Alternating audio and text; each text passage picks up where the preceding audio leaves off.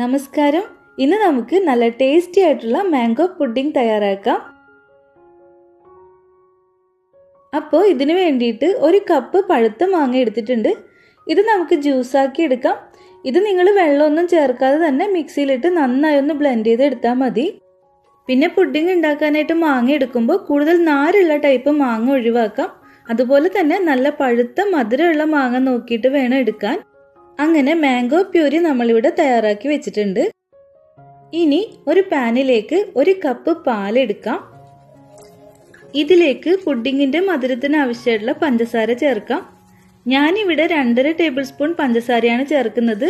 അത് നിങ്ങൾക്ക് മാങ്ങയുടെ മധുരവും പിന്നെ നിങ്ങളുടെ ഒരു ടേസ്റ്റും അനുസരിച്ച് കൂടുതൽ ചേർക്കാം. പിന്നെ നമുക്കിതിലേക്ക് 1 ടേബിൾ സ്പൂൺ മിൽക്ക് മെയ്ഡ് ചേർക്കാം. ഈ മാംഗോ പുഡിങ്ങിലേക്ക് അല്പം മിൽക്ക് മെയ്ഡ് ചേർക്കുന്നത് നല്ലൊരു ടേസ്റ്റ് തരും. ഇത് നന്നായിട്ട് മിക്സ് ചെയ്യാം. നിങ്ങൾ ടേസ്റ്റ് നോക്കിയിട്ട് പഞ്ചസാരയും മിൽക്ക് മെയ്ഡും ഒക്കെ കൂടുതൽ ചേർത്തോളൂ കേട്ടോ. ഇനി ഇത് ഗ്യാസിലേക്ക് വെച്ച് ഫ്ലെയിം ഓൺ ചെയ്യാം. ഒരു മീഡിയം ഫ്ലെയിമിൽ ഈ പാല് ചൂടാവട്ടെ. ഇത് ഇളക്കിക്കൊണ്ടിരിക്കണം. പാല് തിളച്ച് പോകണ്ട. തിളയ്ക്കാൻ തുടങ്ങുമ്പോൾ തന്നെ ഫ്ലെയിം ഓഫ് ചെയ്യാം. ഫ്ലെയിം ഓഫ് ചെയ്താലും ഇളക്കിക്കൊണ്ടിരിക്കണം. ഇനി ഈ പാലൊന്ന് ചൂടാറട്ടെ. ഈ സമയം നമുക്ക് ജലാറ്റിൻ അലിയിച്ചെടുക്കാം. ഇവിടെ 6 ഗ്രാം ജലാറ്റിൻ എടുത്തിട്ടുണ്ട്. ഇതിലേക്ക് 2-3 ടേബിൾ സ്പൂൺ ചൂടുവെള്ളം ചേർത്തിട്ട് ഇത് നന്നായിട്ട് മിക്സ് ചെയ്യാം. ഇത് നല്ലതുപോലെ ഇളക്കി അലിയിച്ചെടുക്കണം. ഇത് ഗോൾഡൻ കളറിലേക്ക് മുഴുവനായിട്ട് അലിഞ്ഞു വരണം. ഇപ്പോൾ ഈ പാലിന്റെ ചൂടൊന്ന് തണിഞ്ഞിട്ടുണ്ട്. ഇതിലേക്ക് നമുക്ക് മാംഗോ പ്യൂരി ചേർക്കാം.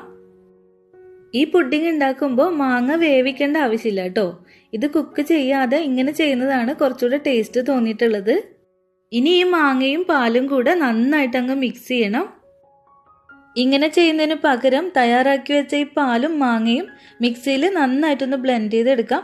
അപ്പം നല്ല സ്മൂത്തായിട്ട് കിട്ടും. അല്ലെങ്കിൽ ഇത് മിക്സ് ചെയ്തതിന് ശേഷം വളരെ ചെറിയ ഹോൾസ് ഉള്ള അരിപ്പയിലൂടെ അരിച്ചെടുത്താൽ ഇതിൽ നാരും തരിയൊന്നും ഉണ്ടാവില്ല. അങ്ങനെയും ചെയ്യാം. ഇത് രണ്ടും ഓപ്ഷനിലാണ്. ഒട്ടും നിർബന്ധമില്ല ചെയ്യണമെന്ന്.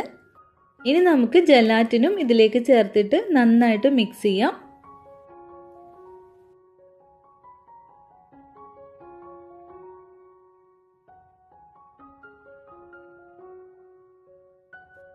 ഇപ്പോൾ പുഡിംഗ് മിക്സ് റെഡി ആയിട്ടുണ്ട്. ഇനി നമുക്കിത് സെറ്റ് ചെയ്യാനായിട്ട് ഇഷ്ടമുള്ള പാത്രത്തിലേക്ക് മാറ്റാം. ഇത് 2-3 മണിക്കൂറിൽ സെറ്റായിക്കോളും. തണുക്കാനായിട്ട് ഫ്രിഡ്ജിലേക്ക് വയ്ക്കാം. വളരെ ടേസ്റ്റി ആയിട്ടുള്ള മാംഗോ പുഡിംഗ് ഇവിടെ തയ്യാറായിട്ടുണ്ട്. എല്ലാവരും വീട്ടിലിത് ട്രൈ ചെയ്ത് നോക്കണം. വീഡിയോ ഇഷ്ടപ്പെട്ടാൽ ലൈക്ക് ചെയ്യണം, ഷെയർ ചെയ്യണം, കമൻറ്റ് ചെയ്യണം. പിന്നെ സബ്സ്ക്രൈബ് ചെയ്യാൻ മറക്കരുത്. പുതിയ റെസിപ്പി ആയിട്ട് വീണ്ടും വരാം. താങ്ക്